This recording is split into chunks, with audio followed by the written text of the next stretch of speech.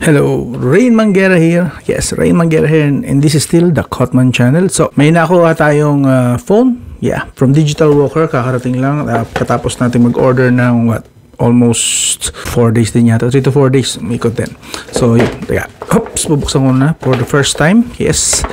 Wala pa akong idea kung ano yung... Actually, may idea na pala ako. Not really walang idea. It's just that sealed pa po ito. Yes.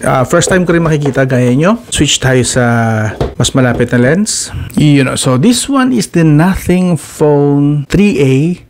The Pro version. Yes, this is the Pro version. So, kakatapos lang natin doon sa 3A. So, this one, check natin kung may difference ba. Kung may difference man, gaano kalaki yung difference ng dalawa, 3A and 3A Pro. And then, kung sulit din ba ito. Same with, sinabi ko na sulit. Kasi para sa akin, sulit yung 3A. How about this one?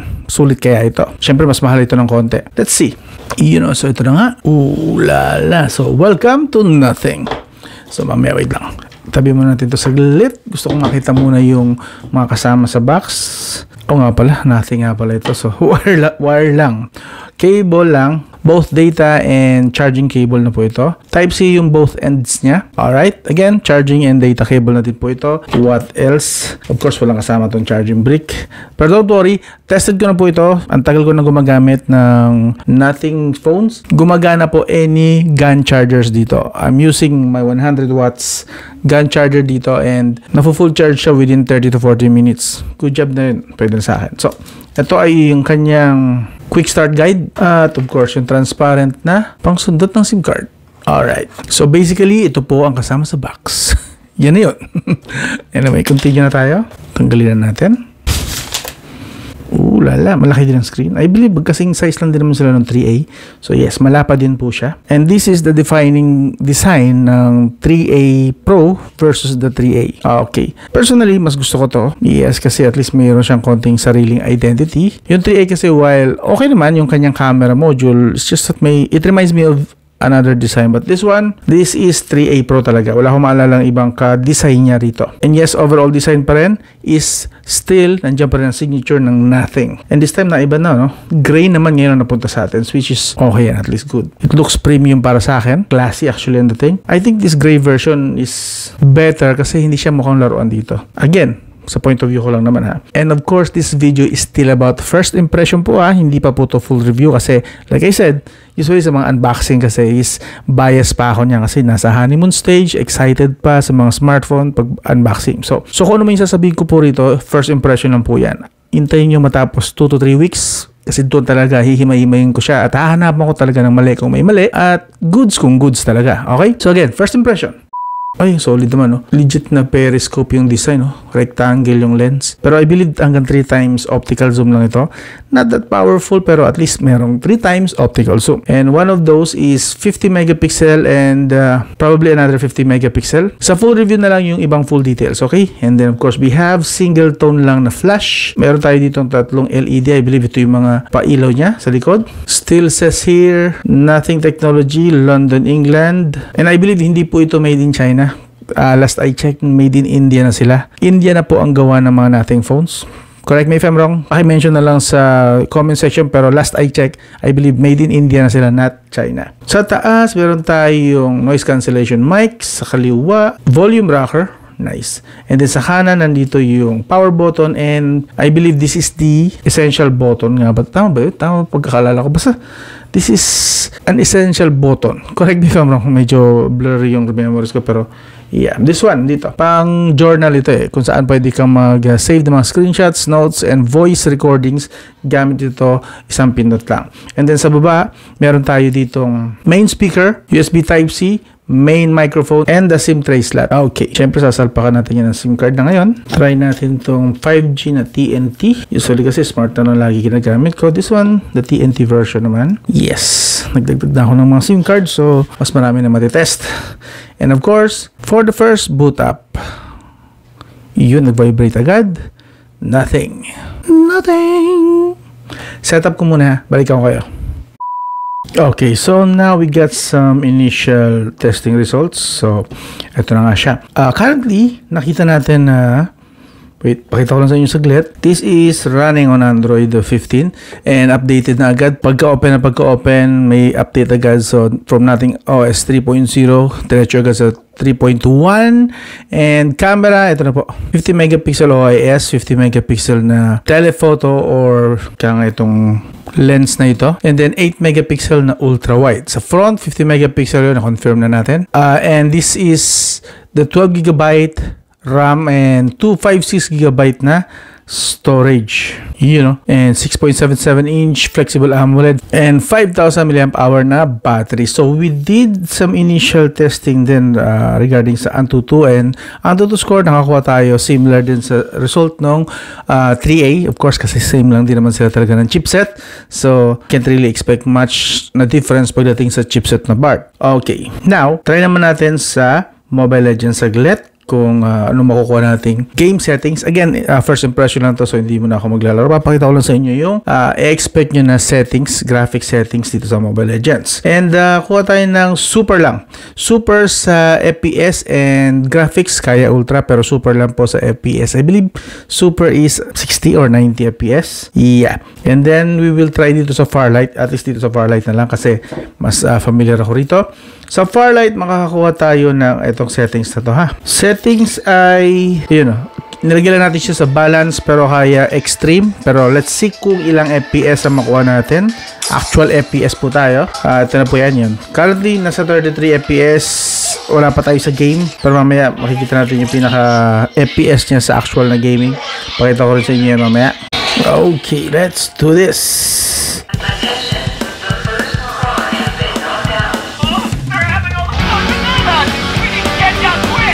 By the way, currently nag-start tayo sa 32 degrees Celsius lang, ha. Room temperature tayo ngayon.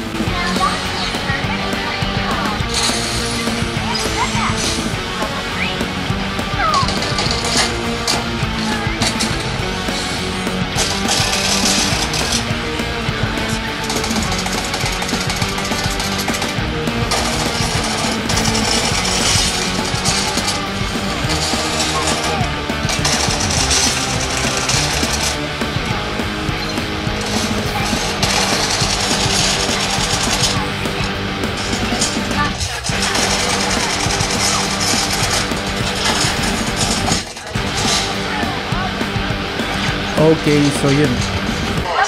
Finally, natapos tayo sa 37 degrees Celsius. Not bad. That's 12 minutes na gameplay. 37, okay. Mukhang kayang-kaya niya. Pero may napansin lang ako, no? Nag-counting drop siya ng 50. Pinakamababa niyang drop, 50. And then back ulit sa 52, 56, and then 60. So, while hindi naman ganun kalala, 50 is still smooth. Gusto ko lang pansinin nyo na may ganung drop. Okay, hindi po natin syempre kailangan i-tolerate na or magbulag-bulagan dun sa frame drops na yun. It happens and that's the truth. Okay, but anyway, balik na tayo sa lang yun, patikim pa lang naman po yun sa gaming. So stop na tayo dyan and sa full review na. So far okay naman ang nakita natin sa gaming. Again, that's extreme settings sa Farlight. Okay, now finally, tapusin natin ng yung first impression na to sa images sa kanyang camera. So, lipat mo tayo sa camera saglit. So, yun, actually, ang ganda po ng camera niya as expected naman din talaga, but not flagship level na camera, ha. Maganda na siya, more like pasado na for everyday use. Kung social media lang, okay na okay po. Actually, pakita ko lang sa inyo. Ito napansin ko lang, ha. Sa photo, supported niya hanggang 6 times zoom. Alright, At kita nyo naman na yung 6 times zoom na yan is pwedeng macro. Para na rin tuloy tayo yung gumamit ng macro. At high definition pa rin po. Hindi siya pixelated na macro. That's high definition.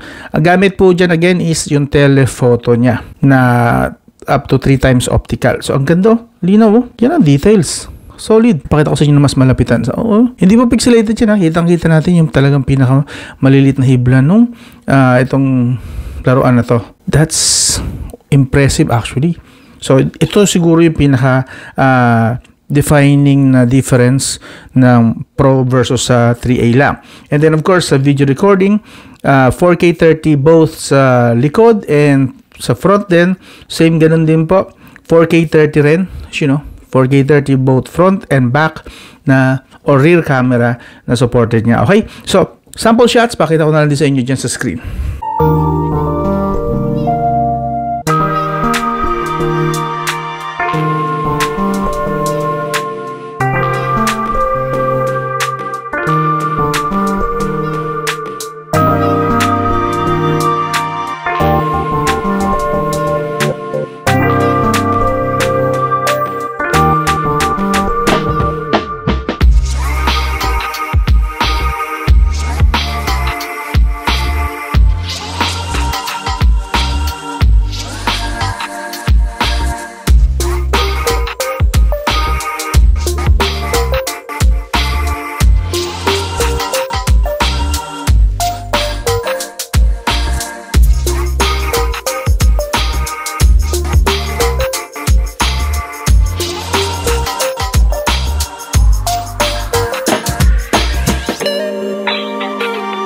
So again, initial pa lang po yan, yung mga shots na yan. And ito naman po sa video recording.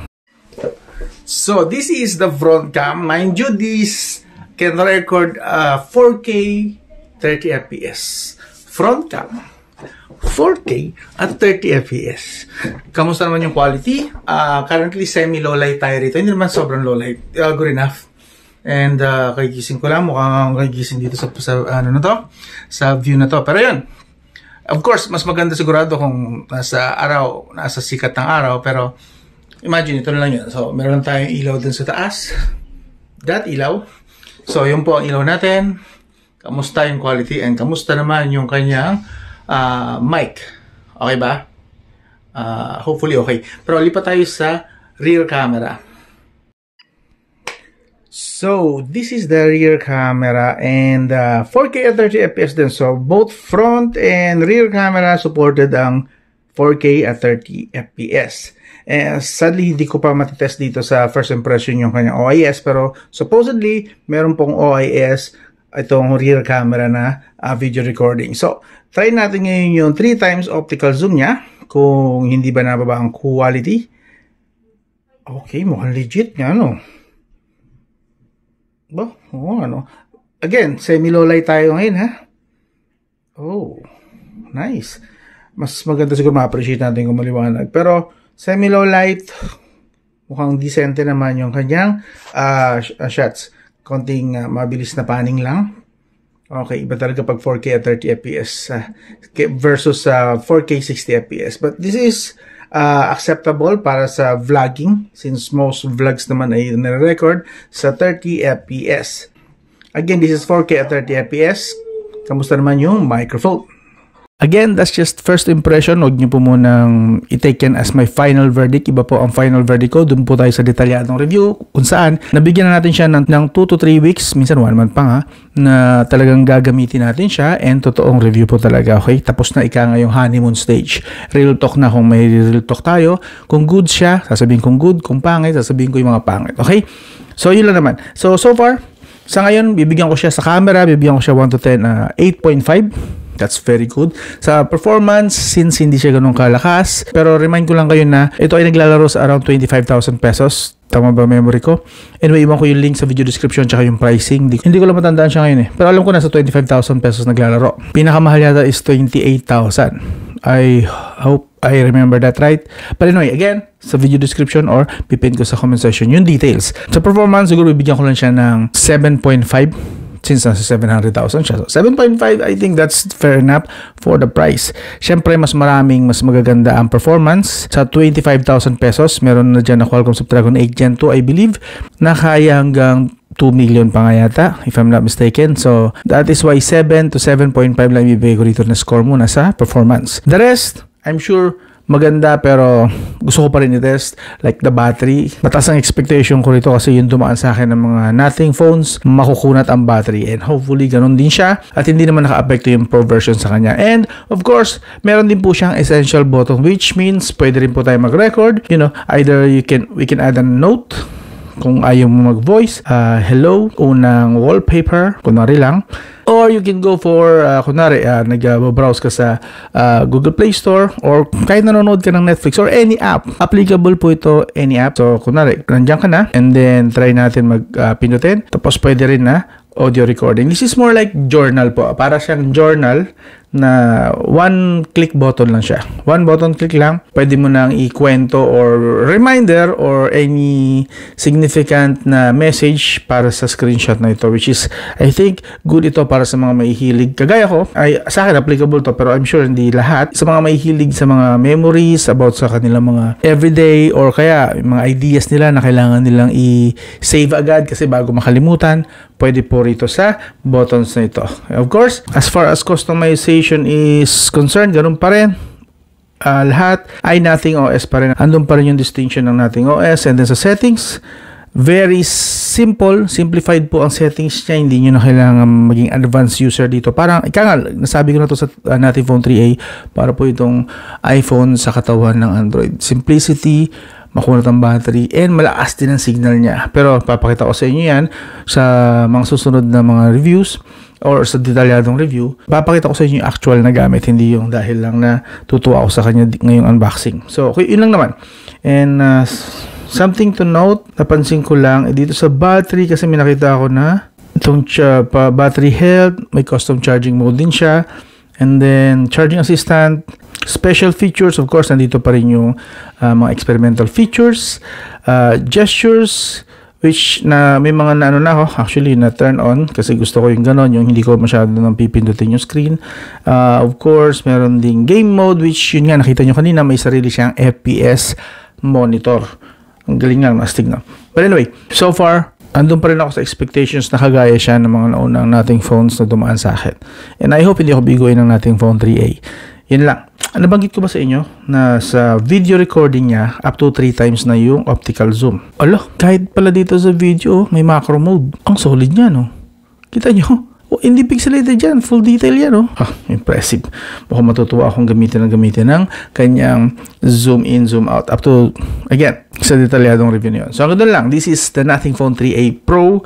Very promising. Available na po ito currently sa Digital Walker, both online and physical stores. Sa online, meron po silang Lazada and Shopee, which iiwan ko po yung mga official online store link nila para hindi po kayo naloloko at di kayo makakuha ng peke. Or you can go ahead sa mga SM malls like sa MOA, may Digital Walker po doon. Hindi lang SM malls, actually may ibang mga malls na nakita ko na available pala ang Digital Walker. So, yun. Search nyo lang sa Google Maps nyo yung pinakamalapit na Digital Walker and most likely, meron po sila nitong Nothing Phone 3A Pro. Okay? Iwan ko yung link nito again sa video description para sa mga gustong bumili online. Pakigamit na lang yung link na yan. Don't worry, wala pong dagdag sa inyo na charge yan pag ginamit nyo. Kung ano yung makita yung price, yun din ang babayaran nyo dyan. Alright. Again, Nothing Phone 3A Pro at ito ang unboxing at first impression. I'll talk to you again soon.